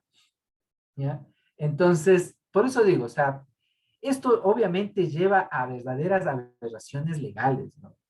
Y para mí, evidentemente, una falta de garantías para cada una de las partes. ¿Se dan cuenta por qué yo digo que muchos de los vistos buenos que fueron dictados bajo estos parámetros de careo, ¿no es cierto? Pueden llegar pueden llevar a la nulidad este visto bueno. Y yo ofrezco la debida disculpa porque es lamentable. Vivimos en una ciudad muy convulsionada y bueno, ahora que estamos en derecho del trabajo, evidentemente algo que debemos pelear los que somos laboralistas es de que mi criterio, y esto como un pequeño paréntesis, debemos eliminar el informalismo. De una manera eufemista, solemos llamar subempleo, pero para mí esto no es subempleo, porque si decimos como subempleo es como que uno dijera, bueno, es un empleo bajito, un empleo underground. No, es informalismo y el informalismo no permite crecer a una sociedad. ¿Sí? O sea, ninguna sociedad desarrollada, ningún país industrializado se ha levantado con informales. En nuestro país el informalismo haya crecido, especialmente por esto de esta pandemia, nos da una,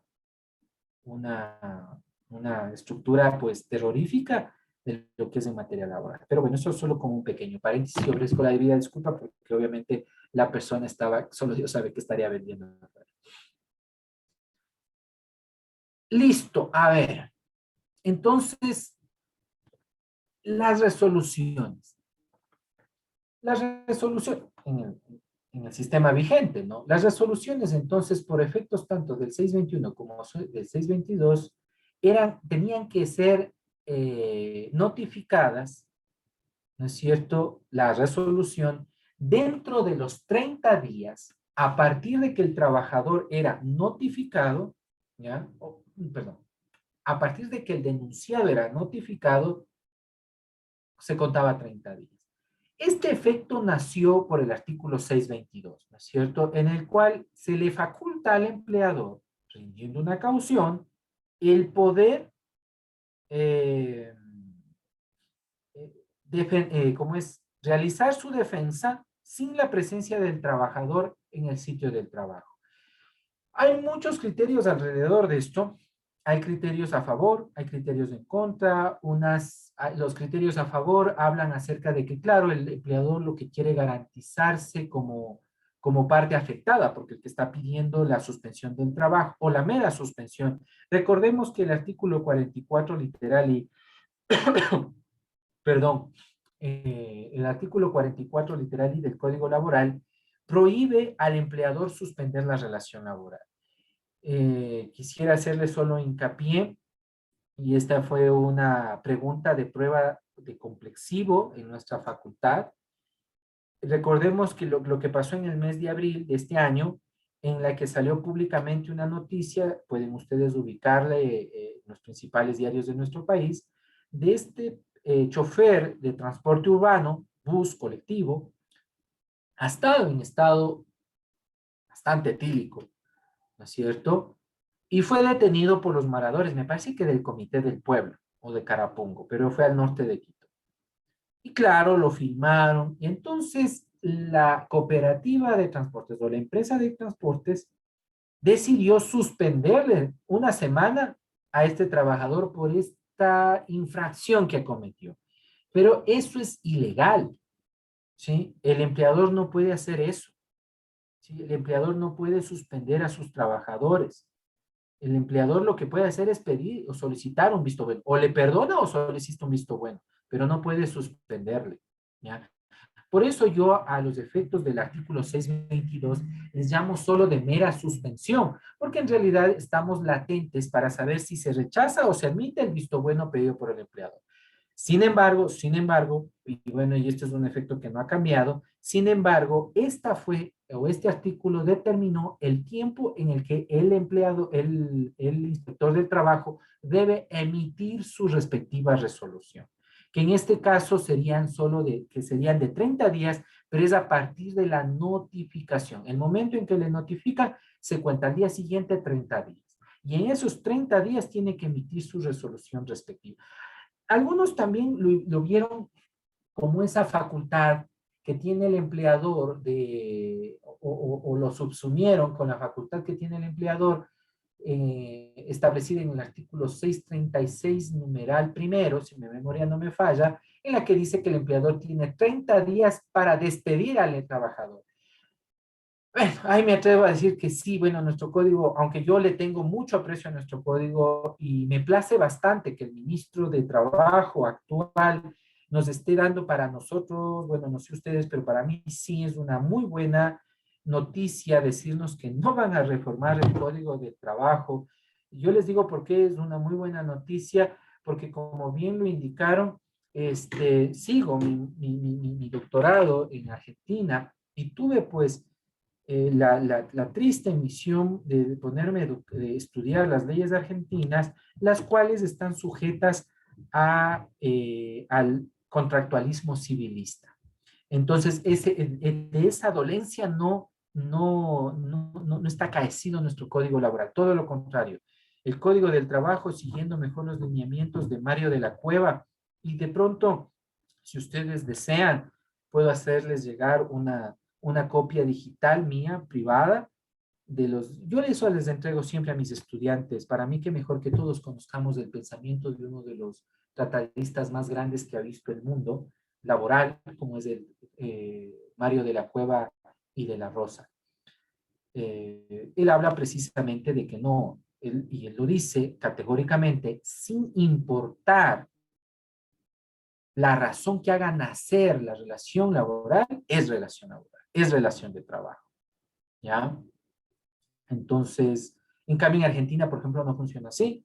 Si a ti, ellos llaman trabajo en negro cuando están limitados los derechos del trabajador o no están cumpliéndolos, ¿no es cierto? Pero aparte de eso, ellos le añaden una situación que me pareció sumamente interesante, que es el hecho de que sí debe existir el contrato de trabajo. Y cuando no existe el contrato de trabajo, en Argentina sucede que sí, te reconocen la relación laboral, pero te reconocen de una manera limitada.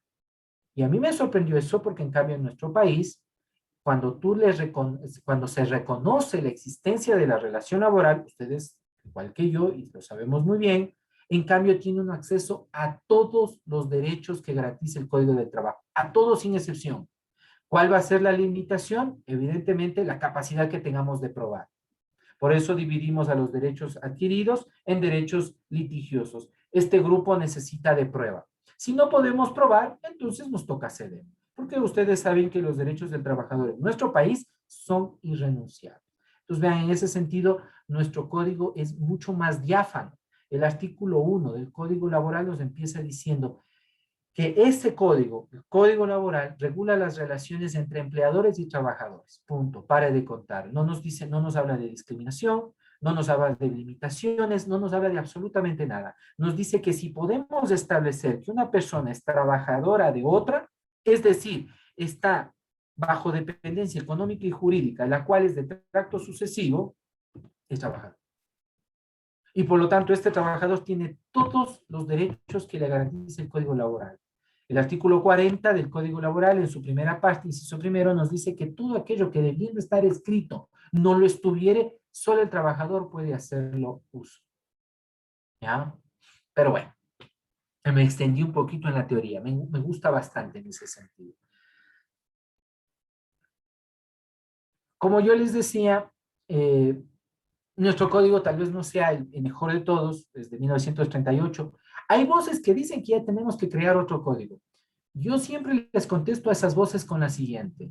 El código laboral no fue diseñado para crear trabajo. El que crea eso, pues, con las disculpas del caso, que deje de ver tanto Walt Disney, está afectando ver Mulan. El código laboral fue creado para proteger al trabajador. El empleador ya tiene demasiadas leyes. Tiene el Código Civil, el Código de Comercio, la Ley de Compañías, la de Economía Popular Solidaria, todas las leyes habidas y por haber tributarias. No sé cuál más se me cae. Todas esas leyes están para empleadores. El trabajador solo tiene un código, que es el Código Laboral. Hay que proteger. Ese es y el sentido del Código de Trabajo es dar protección a la parte más vulnerable de esta relación, que es el trabajador. ¿Ya? Entonces, ¿por qué digo? Porque ahí está un poquito mal, no un poquito, está mal expresado. El empleador en realidad puede despedir al trabajador cuando él a quien tuviere. El Código del Trabajo, lamentablemente, y ahí sí, en eso sí necesitamos aclaraciones, que no tenemos una diferenciación entre despido intempestivo, ¿no es cierto? No tenemos esas diferenciaciones. Entonces, decir que el empleador tiene 30 días para despedir al trabajador, en realidad no sabemos a qué se refiere cuando hablamos de manera general. Entonces, lo vamos a subsumir en el sentido de que el empleador efectivamente, bueno, y eso lo vamos a tomar como prescripción para el artículo 172, que lo hemos de hablar el día de mañana un poco más en extenso. Y de ahí va a seguir naciendo también esa obligación que tiene el inspector del trabajo de resolver durante los 30 días, ¿no es cierto?, este trámite de visto bueno, ¿ya? Este trámite de visto bueno. Obviamente se empieza a contar desde que el denunciado es notificado, sin importar quién promueva el visto bueno, porque obviamente el trabajador no puede pedir la suspensión de su propio trabajo, ¿no es cierto? Entonces, evidentemente, sin embargo, igual, el momento en que es notificado su empleador con la solicitud de visto bueno, ahí tiene, el inspector del trabajo tiene 30 días. Antes del 2008, 9 inclusive, sí había posibilidades de que se pasen los 30 días, ¿ya? No sé si a alguno de ustedes tal vez les sucedió aquello, a mí sí me sucedió. Ya vamos a ver los diferentes efectos que tienen las resoluciones. El día de mañana mejor con un poco más de tranquilidad, porque sí son efectos un poco más grandes. Eh, Efectivamente podía suceder esto. Hoy por hoy, el Ministerio del Trabajo incorporó un sistema en el cual son monitoreados los inspectores. Y de manera general, hoy ya no se demoran, máximo creo que se demoran 10 días y es exagerado a partir de la audiencia de investigación. Y eso es exagerado, diría yo. Creo que ustedes con la práctica que tienen, saben muy bien que ahora a veces inclusive dan en la tarde, porque claro, hay casos que son tan tan notorios, como diría yo, no tan públicos y notorios, que no requieren pues la mayor apreciación del inspector, sino simplemente resolver, ¿ya? Pero yo me atrevo a decir que hoy por hoy, exageradamente un inspector del trabajo resuelve después de 10 días de la audiencia de investigación. Y eso es exageradamente hablando, ¿ya? Tal vez aquí quisiera, por favor, igual si ustedes tienen preguntas, no necesariamente en el chat, pueden también abrir sus micrófonos y puedo yo contestarles de pronto preguntas que ustedes tengan. Me gustaría escucharles, tal vez. Sí, doctor, muy buenas noches. Buenas noches. Un Cuénteme. gusto. Doctor, bueno, en relación al tema del visto bueno, precisamente me pareció tan interesante. Es muy objetiva su explicación. Felicitaciones, doctor. Gracias. Ya, en cuanto a la situación del visto bueno, tengo justamente ahora una causa en la cual no sé hasta qué punto es la situación, bueno, ahora ya lo tengo un poco más claro, que la situación es administrativa, ¿no? Y por lo tanto, al otorgar, sí, el visto bueno a, a mi representado, porque lo típico que hacen en las empresas, te vas de vacaciones y después vía telefónica, no, vía WhatsApp le envía el administrador de la empresa y le dice, sabes que tú tal, ya desde el día de mañana ya no vienes a trabajar, ya estás despedido.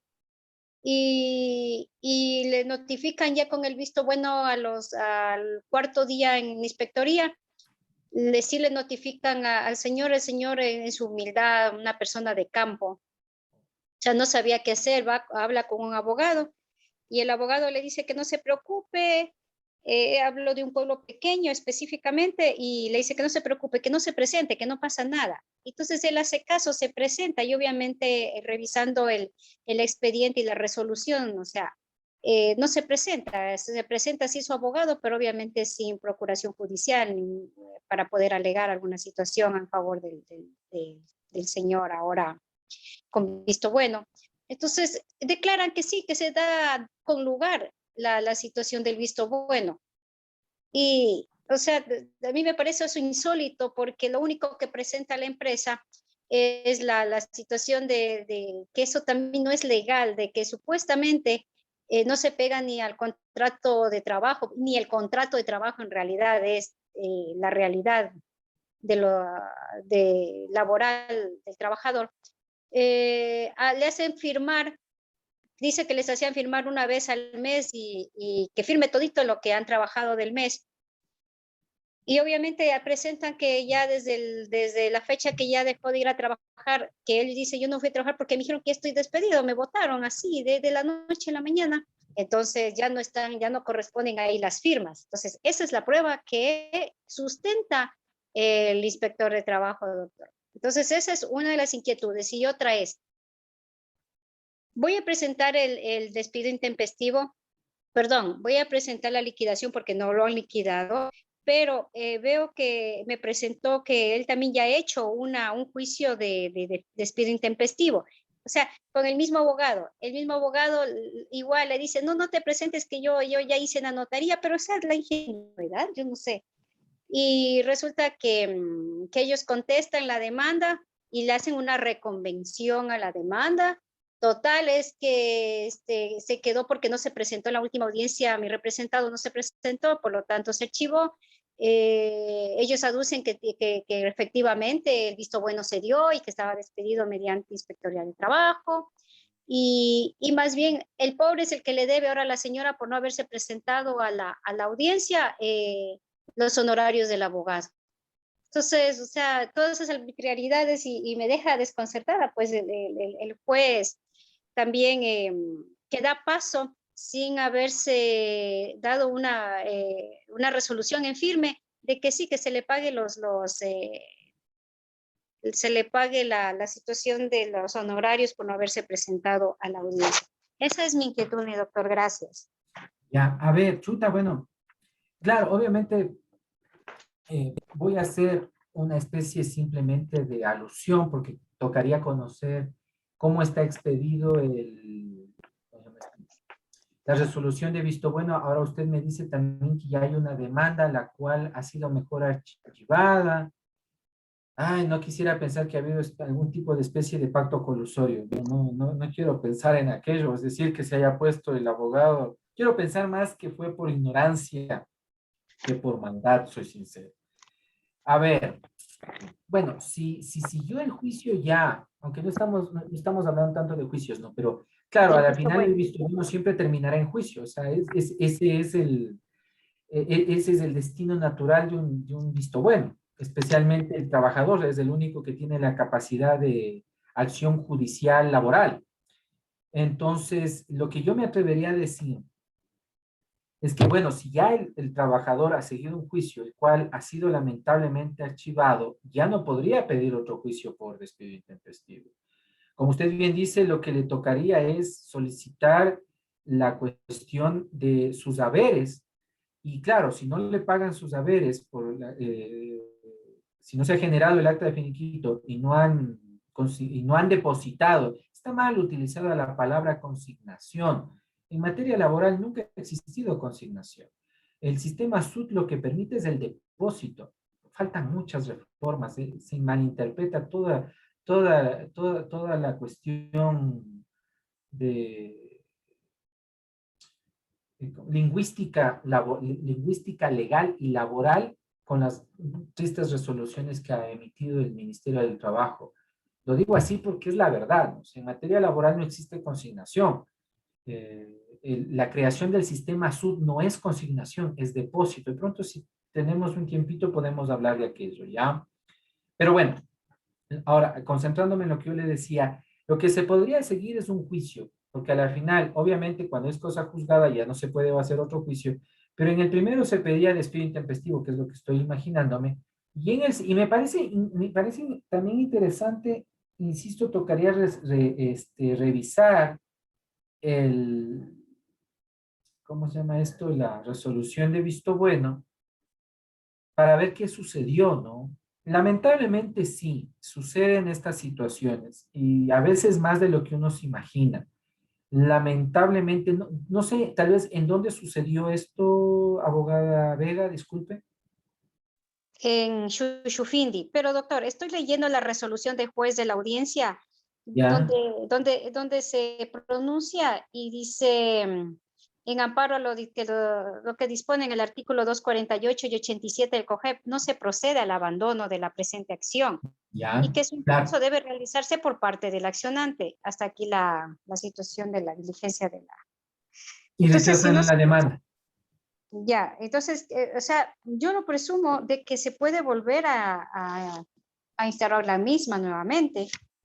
A ver, o sea, de poder se puede hacer lo que uno quiera, ¿no? Pero en cambio, Claro, obviamente. pero la otra parte, en cambio, va a alegar la cuestión ¿cómo se llama?, de cosa juzgada. Yo lo que me atrevería a decir es de que se supone que tiene que haber identidad de personas e identidad de petición, ¿no es cierto?, para que haya cosa juzgada. Sí. Si al señor no le han pagado su liquidación, eso sí tendría derecho a que se le pague y uno podría demandar porque la liquidación son derechos adquiridos. ¿Ya? Eso sí tendría derecho y eso nadie le puede quitar ese derecho. Pero lamentablemente, este, ¿cómo se llama esto? Demandar el despido ya no se podría. Sencillamente Pero, porque, dígame. o sea, doctor, perdón, pero, o sea, no se puede mandar el despido, pero se puede impugnar o hasta qué, hasta cuándo se puede dar esto de la impugnación de esta, de este visto bueno ante la Inspectoría de Trabajo. Bueno, es que en realidad o sea, no existe apelación como tal, ¿no? Existe la impugnación del visto bueno y la impugnación del visto bueno se hace solo ante el juez del trabajo. Entonces, si han impugnado el visto bueno y han solicitado despido intempestivo, en teoría ya no se puede volver hacia atrás. Aunque uno considere que es injusto, ¿no? Lamentablemente eso pasa. Yo Bueno, tuve un caso así, dígame. solo terminaba la asesoría, el comentario al respecto de la pregunta, ¿ya se acababa ¿Podría hacer otra pregunta, mi Claro, estimado? por favor, claro, abogado Cuello, cuénteme, por favor. ¿Cómo le va? Muy buenas noches. Mi estimado doctor, usted hablaba acerca de que no, dentro de la diligencia de visto bueno, no se puede no se puede hacer repreguntas a los testigos. Por un principio, bueno, usted como abogado litigante también usted sabe que aquí en el ministerio, y para los que también hacemos derecho laboral y estamos todos los días en el ministerio, acabo de tener una audiencia hace menos de 8 horas y las tengo por lo general eh, no menos de unas 4 al mes, ¿sí? De estas de visto bueno. Por el principio de contradicción que también está señalado dentro de la Constitución, ¿no es cierto?, que habla sobre en ámbitos administrativos, civiles y de todo tipo, el principio de contradicción, se hacen las repreguntas de los testigos. Mi pregunta es, yo en todo el tiempo que procedo con los vistos buenos, sean solicitados por el trabajador o sean solicitados por el empleador, siempre se ha realizado esto del contrainterrogatorio, ¿no es cierto?, de las repreguntas que se realizan a los testigos, tomando en consideración este principio. No, sí, sí. ¿Existe alguna resolución de corte nacional, porque esto es lo único que nos alimenta, en los que se haya causado nulidad por repreguntar a los testigos como usted manifestó? No, en realidad Conocimiento. yo no conozco, gracias, abogado Cuello, tiene Gracias, mi razón. estimado doctor. No, yo no conozco de ninguna resolución, ni siquiera de jueces. No, de jueces sí hay, pero que con eso conllevan, de Corte Nacional no conozco, pero de los jueces sí hay. A ver, ¿cuál es? Totalmente de acuerdo. Hay el principio de contradicción, pero yo les recuerdo que, por ejemplo, es que ese es el problema, como yo les decía, y sí, sí, tiene toda la razón. Yo también ya llevo bastantes años, e inclusive cuando era estudiante también me dediqué con mi padre a estar en los vistos buenos y en juicios también. ¿Por qué sí podemos repreguntar en un juicio? Porque recuerdan que el juez le dice, bajo el mismo juramento, ahora usted va a responder las repreguntas que le va a hacer la otra parte. ¿Se dan cuenta? Hay juramento. En cambio, en este otro, no podemos, o sea, tendríamos que crear toda una figura legal. No le podemos llamar repreguntas ni preguntas, porque eso se hace en juicio. ¿Y por qué se hace eso en juicio? Porque estamos bajo juramento. Yo estoy con usted totalmente de acuerdo, abogado Coello. Se hace y siempre se hará. Lo que yo le digo es que sí podemos evitar. Y yo por lo menos lo evito. Ya, cuando a mí me ha tocado vistos buenos, yo sí no permito que a mis clientes máximo le digo que el inspector puede preguntar para aclarar, pero la otra parte no le puede repreguntar. Por eso yo tampoco pregunto, por ejemplo. Yo también no caigo en ese hierro. Yo tampoco no le hago preguntas. La parte va y rinde su versión. ¿Y por qué digo que no le puede hacer preguntas? Porque le digo, simple y sencillamente, no estamos ni en confesión judicial antes del 2015 y ahora tampoco estamos en declaración de parte. Entonces no le puedo yo hacer preguntas. ¿Por qué? Porque no estamos bajo juramento. ¿Qué es lo que esto puede suceder? Y eso sí yo sí le digo. ¿Qué es lo que esto puede suceder? Que el momento en que vamos a impugnar, ¿no es cierto?, una resolución de visto bueno, podemos precisamente encontrar las falencias en las preguntas y en las repreguntas, diciendo de que no ha habido un debido proceso, por ejemplo. Y de eso sí existe sentencias. Sentencias de primer nivel, obviamente, le digo. El Corte Nacional, ¿sabe qué? Yo muy pocas veces, soy sincero, puedo decirle que yo me he especializado más en la impugnación de vistos buenos y no, muy pocas veces, sí tuve uno, el que tal vez si tenemos un tiempito les voy a conversar de ese caso, muy pocas veces han subido a Corte Nacional. Generalmente o se quedan en primer nivel o máximo pasan a segundo nivel, por ejemplo. ¿Ya? Entonces, no, muy pocas veces ha habido. Le mentiría si yo le dijera que conozco. No conozco, pero en cambio en primer nivel sí. Ahí sí les han tachado a los testigos y han dicho sí, efectivamente, se ha roto el debido proceso por precisamente hacer repreguntas y muchas de estas repreguntas son sobre razones. Entonces, imagínense, desbaratamos totalmente el visto bueno. El visto bueno es una institución, si bien importantísima, es una institución sumamente frágil para el empleador, obviamente, ¿no? Más para el empleador que para el trabajador. ¿Y a qué me refiero con eso? De que la impugnación del visto bueno termina acarreándole siempre el despido intempestivo al empleador, como es evidente. Entonces, yo por ahí diría, o sea, simplemente yo lo diría en ese sentido nada más. Tal vez alguna otra pregunta. Ha sido una velada muy interesante con ustedes. Espero que les haya interesado y haber sido lo más claramente posible. Mi doctor. Sí, buenas noches, mi estimado doctor. Gracias, la explicación suya es bastante clara, tomando en cuenta que soy una persona que no se dedica al tema de derecho. Mi profesión más bien está enfocada al área de seguridad y salud ocupacional. Sin embargo, en esta área se presentan muchas dificultades porque los trabajadores no siempre acatan las disposiciones de seguridad. Y obviamente esto le puede acarrear sumas bastante fuertes en concepto de multas a los empleadores. Yo más bien estoy del otro lado de la historia, del lado de la empresa, ¿no? Y mi consulta más bien va enfocada al tema de, entiendo de que tienen que haber muchísimas razones para que un visto bueno no proceda, pero ¿cuáles podrían ser las principales? Mire, le comento, de entre las razones que nosotros hemos tenido en varias empresas, existen, por ejemplo, trabajadores que no trabajan como es debido, las faltas de puntualidad son constantes, las faltas al trabajo los viernes o los lunes son repetitivas. Yo le haría una Dígame, pequeña pregunta. ¿Usted trabaja o usted es funcionaria de institución pública o privada? privada. Yo soy Ah, asesor externo, técnica de seguridad y salud ocupacional. ya. Mira, Pero, ¿sabe? dígame. Esa pregunta que usted me va a hacer, la vamos a dejar pendiente porque justo mañana, por eso les decía, con un poquito ya más de tiempo, vamos a retomar el artículo 172 y 173 y ahí vamos Por a hablar un favor. poco de la prueba en materia laboral, justamente de las causales de visto bueno. Perfecto, perfecto. No se Muy preocupe, amable, muchísimas no se gracias. preocupe. Y es Gracias. una muy buena Gracias. pregunta, pero mañana la retomamos. La No hay abogada ningún problema. Estefanía Ortega, por favor, está levantando la mano. Dígame, por favor, gracias. Buenas noches, doctor. Un gusto en saludarle. Igualmente. Mi doctor, yo tengo una inquietud. Eh, ¿Qué tan vinculante o qué tan fuerte es esta solicitud de visto bueno? Si por un error de tipeo el abogado indica que, por ejemplo, no se le ha cancelado los haberes mensuales al trabajador por más de 3 meses del año 2019. Más resulta que eso no es falso porque existen los roles de pago.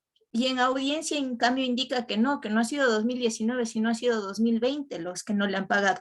Entonces, en esta parte, uno como empleador, ¿cómo se va a defender? ¿Cómo va a demostrar en el momento de la audiencia si en la solicitud indica claramente 2019 y en audiencia dice no, es 2020? Bueno, Entonces, dígame, perdón. esa inquietud tengo por cuanto sucedió, o sea, este caso sucedió, doctor, se dio en la inspectoría y más resulta que la inspectora resuelve y dice que como no se aportó con la prueba de vida del año 2020 los roles de pagos, se concede el visto bueno. Entonces, o sea, quisiera saber, o sea, en este punto que, o sea, el inspector tiene esa facultad de resolver algo que no estuvo dentro de la solicitud. ¿O cómo es? Esa Ya, es mi inquietud, doctor. ahora, mi pregunta, y disculpe que yo le conteste con otra pregunta, abogada Ortega.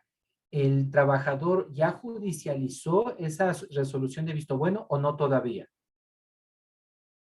No todavía. No todavía, ya, bueno. Mira, yo le voy a dar ahí mi criterio legal. Bueno, si tenemos tiempo, hemos de hablar también de las resoluciones incongruentes que yo he visto y creo que muchos de ustedes efectivamente, miren, eso es lo grave, ¿no? Y es justo que bueno que haya estos seminarios. A mí me encantaría tratar con los inspectores de trabajo más porque efectivamente esto es gravísimo, porque como usted bien lo ha dicho, bueno, yo debo decirles que efectivamente yo defiendo a trabajadores y a empleadores casi por igual. Tengo empresas a las cuales, como bien lo mencionó el abogado Aimar Caña, pues yo defiendo también a muchos empresarios, pero también, y como sé decirles a mis estudiantes, mi corazón siempre está con los trabajadores, ¿ya? Pero sí considero que efectivamente se necesita una verdadera técnica jurídica en esto del visto bueno, porque es la única forma que el empleador tiene de terminar la relación laboral de manera legal. Y por eso debería estar bien establecido las funciones. Necesitamos un verdadero reglamento, una verdadera ley que nos garantice que el visto bueno va a tener todas las medidas y las seguridades de un debido proceso, para que efectivamente mejor sea solo una extensión cuando el trabajador demande. Ahora, Para mí, mi criterio, y es lo que yo le iba a decir, mi criterio es que cuando el trabajador lo judicialice, mejor todo lo contrario, ustedes lo impugnen. Claro, el empleador, ustedes como parte empleadora no tienen acción judicial laboral, porque no la tienen. O sea, ustedes no pueden ir al juez a decir, señor juez, impugne ese visto bueno. No pueden hacerlo. El trabajador tiene la capacidad de decir, señor juez, tengo un visto bueno a favor, solicito que me conceda las indemnizaciones por despido intempestivo. Pero ahí ustedes van a tener la segunda oportunidad, ¿no es cierto? Y esto le hemos de hablar un poquito más en el último día, el día viernes, van a tener la oportunidad precisamente de impugnar, ¿sí? Y ahí van a hacer caer este hierro, porque claro, no, totalmente de acuerdo.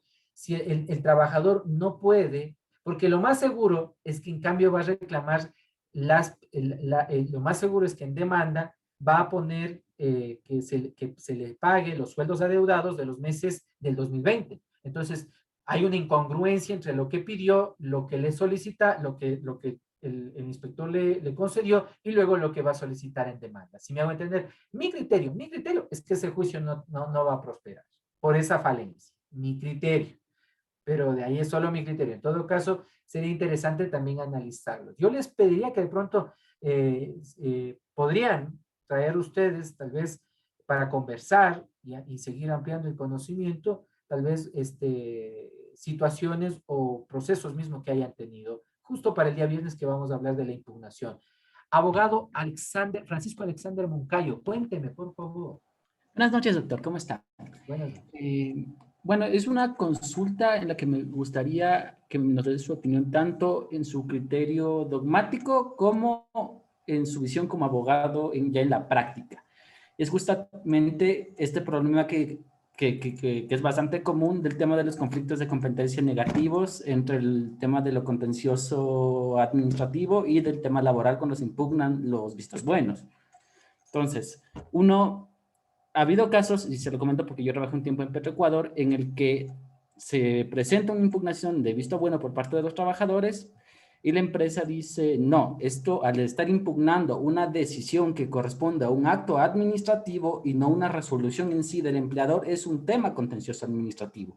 Entonces, sube a la Corte Nacional, se genera el conflicto de competencia negativo y aquí viene una división bastante marcada entre el criterio de los jueces, porque hay juicios que han sido declarados en efecto, tema contencioso administrativo y otro caso que han sido temas laborales. Entonces, cuando se declara el juicio contencioso administrativo, que resulta que la demanda no fue hecha para ser sustanciada en la vía contenciosa administrativa, entonces estamos hablando de que se desnaturalizaría los derechos de los trabajadores porque se les está vulnerando su derecho a la defensa, pero ya hay dictámenes de la Corte Nacional que determinan que hay juicios que sí son contenciosos administrativos y los jueces no pueden ordenar reformar las demandas, obviamente, porque ya precluyó ese derecho. Entonces, ahí viene la pregunta. Desde el punto de vista dogmático, ¿está bien que los jueces resuelvan que estos son actos administrativos que deben ser sustanciados ante lo contencioso administrativo y en su versión más en la defensa técnica? Si el proceso tal vez no fuera viable vía laboral, ¿se podría impugnar directamente la resolución de visto bueno como un acto administrativo, por ejemplo, y esto pasa bastante, por la falta de motivación que tienen los vistos buenos, que sucede bastante? A ver, yo le pediría que me traiga esa resolución, abogado Moncayo, porque qué barbaridad. Lo que usted me dice, y claro, bueno, o sea, vean, así como hay jurisprudencias, como yo sé a veces escribir en mis casaciones, ha habido horas brillantes de la Corte Nacional, pero así también hay horas oscurísimas. Y bueno, insisto, tendría que leerle esa resolución, pero no, yo me atrevo a decir que imposible que un visto bueno sea impugnado en sede administrativa. ¿Por qué? Porque en sede administrativa no hay el artículo 183. Pues. Ese es el inconveniente. El 183 solo está en el Código del Trabajo. Claro, pero ahí más se van por el tema de que el acto administrativo, que es la declaratoria del visto bueno, le hacen pasar como la declaratoria del visto bueno, no carece de motivación, y los jueces contenciosos administrativos, al tener la competencia del control de legalidad, son competentes para asumir ese tema. Bueno, Entonces, verá, es un criterio dividido porque claro, verá, es que de la misma corte donde resuelven el conflicto de competencia a favor de lo laboral y otras en que resuelven a favor de lo administrativo. Entonces, no hay una resolución unánime que dé una razón. bueno, hay que ser sinceros, los administrativos, o sea, los laborales administrativos con los laborales puramente no nos llevamos, y eso ha sido toda la vida, sí, o sea, y nunca nos llevaremos. O sea. Pero yo, verá, yo me atrevo a decir que, ahí me atrevo a decir, de que dogmática, o sea, jurídicamente hablando, insisto, no se puede impugnar como acto administrativo el visto bueno porque no está previsto en ninguna parte. Entonces, la única impugnación que se le permite al visto bueno es por el 183. ¿Y quién es el llamado a eso? Es el juez del trabajo. Yo ahí me atrevería a decir inclusive que para mí, mi criterio muy, muy laboralista, me diría yo, mejor ahí hay una pequeña abrogación de funciones, porque no está previsto en ninguna, sino que me muestren la ley, pues. ¿En qué parte de qué ley se dice? Verá, es que aquí hay, por eso se acuerdan que yo empecé diciéndoles de que efectivamente Buenas noches. buenas ¿Puedo noches, intervenir un ratito solo en este punto? claro. Petroecuador es una empresa pública. Eso, y sí va a Está aclarar esa avalada por la situación. LOEF y el artículo 32 y 33 de la LOEF especifican que como normas supletorias del Código de Trabajo y tanto servidores como obreros se sujetarán a las jueces de trabajo. Claro, y en realidad no es norma supletoria, sino dice que la terminación de la relación laboral será por el Código de Trabajo. Ya iba. Así es. Permítanme un segundo, pero lo que yo les iba a decir, y ahí me cortó un poquito, lo que les iba a decir, sí, o sea, no lo que yo empecé diciéndoles, ¿no es cierto? En realidad, el visto bueno no es, por eso no se puede aplicar el COA, porque no es totalmente administrativo, no es un problema de la administración pública, tampoco es jurisdiccional, es un conflicto entre privados, por eso, bueno, estamos rotos del principio de legalidad, y efectivamente, como lo había mencionado el abogado Obregón, en la LOEP, efectivamente, pues ahí se rompió todos los principios habidos y por haber de todo. O sea, para mí la LOE, mi criterio es que es una norma total y absolutamente inconstitucional. Porque en todo caso, por ejemplo, ahí, entonces, y digo, discúlpeme que lo diga así, entonces, qué chiste ser, como es empleado de carreras, igual a mí me pueden liquidar con el código laboral, me pueden seguir un visto bueno. No tiene sentido. Sí, o sea, sí. O sea, hay un montón de leyes que crean una serie de conflictos legales, conflictos jurídicos, conflictos de toda índole. Yo creo que de pronto por la LOES, por eso le digo, me gustaría leer esa resolución, si la puede hacer llegar a mí o al abogado Maicaña, me agradaría bastante leerle el fondo. Miren, por ejemplo, no sería de los únicos hierros que ha cometido la Corte Nacional. Yo le tengo un gran aprecio a la doctora Paulina Aguirre, pero recordemos que en el 2017, la resolución 17 creó la caducidad en materia laboral, por ejemplo. Para mí eso total y absolutamente inconstitucional.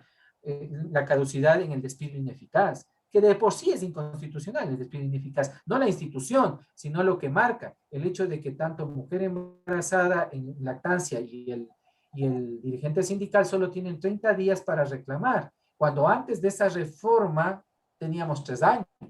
¿Se dan cuenta cómo rompió el principio de intangibilidad? Por eso les digo, bueno, a mí me encantaría hablar de principios porque los principios son los que rigen todo esto, ¿no? Y así una serie de inconstitucionalidades. O sea, ¿no? Como yo les digo, el mismo Ministerio del Trabajo también sacó la caducidad en los contratos de obra determinada en giro de la empresa, también en finales del año 2016, este rato no me acuerdo cuál es la resolución, y así, o sea, hay una serie de inconsistencias legales. Si nos ponemos a contar todas esas, necesitaríamos una vida para poder ver todo eso, ¿sí? Pero sería interesante leerlo. Para mí, mi criterio es imposible, porque insisto, no es un acto total y absoluto administrativo, porque a la final, bueno, en este sentido, y ahí viene un problema, ¿no? Que es justo lo que yo iba a decir. ¿De dónde heredamos ese pequeño problema? Por la creación de la LOE. ¿Ya? Entonces crea un híbrido horroroso, el cual me gustaría ver cómo lo resuelve el lado administrativo, que de pronto no está tan descabellado, ¿no?